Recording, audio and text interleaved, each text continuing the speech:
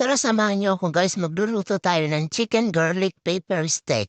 Ayan nga pala, hiniwa-hiwa ko ng maliliit yung chicken, tapos nilagyan ko ng oyster sauce, tapos nilagay ko na rin yung toyo, garlic, pinagsama-sama ko na yan. Tapos nilagyan ko rin siya ng paminta, konti lang, tapos nilagyan ko na rin siya ng mantika. Vegetable oil lang nilagay ko dyan. Tapos, naglagay din ako ng konting ginger.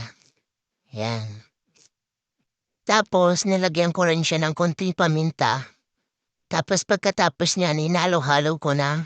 Tapos, i-marinate natin siya ng 30 minutes. Yan para nakalimutan ko maglagay ng konting cornstarch.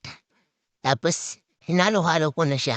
Yung mga ingredients ko mamaya, lalagay ko siya after kong i-marinate yan, iluluto natin siya.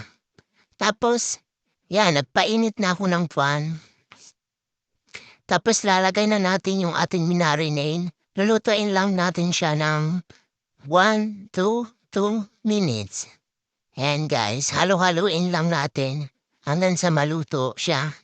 Tapos, pag ganyan na siya, ating iset aside.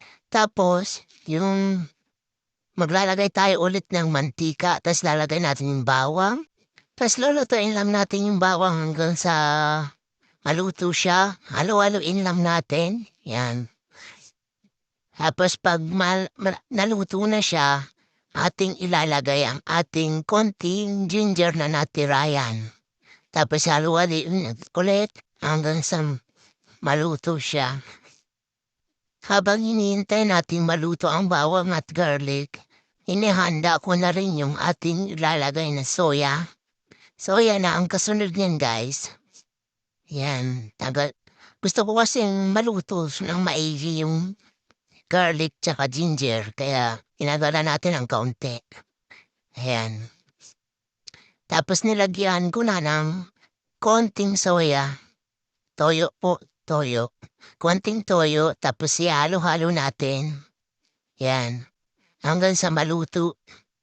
Mag-stir siya, yan. Pagpasensyahan nyo na guys ang background ko kasi naglalaro ang mga anak ko. Kaya medyo maingay siya ng konti.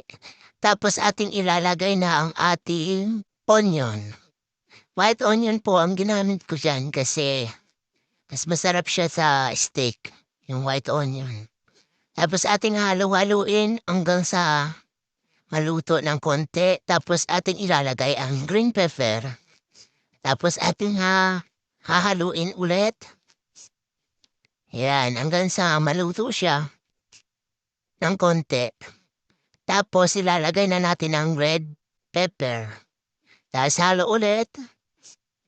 Yan. Tapos naglagay pala ako ng konting paminta dyan guys, hindi ko na napakita.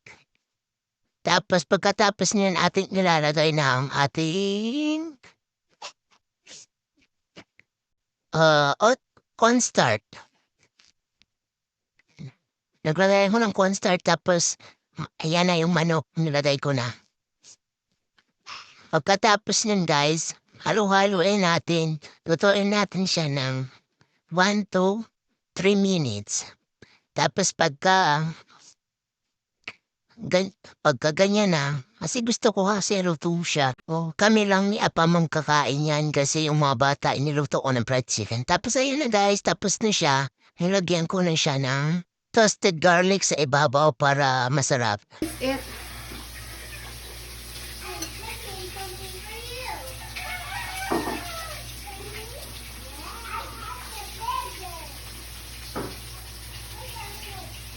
It's yummy, man.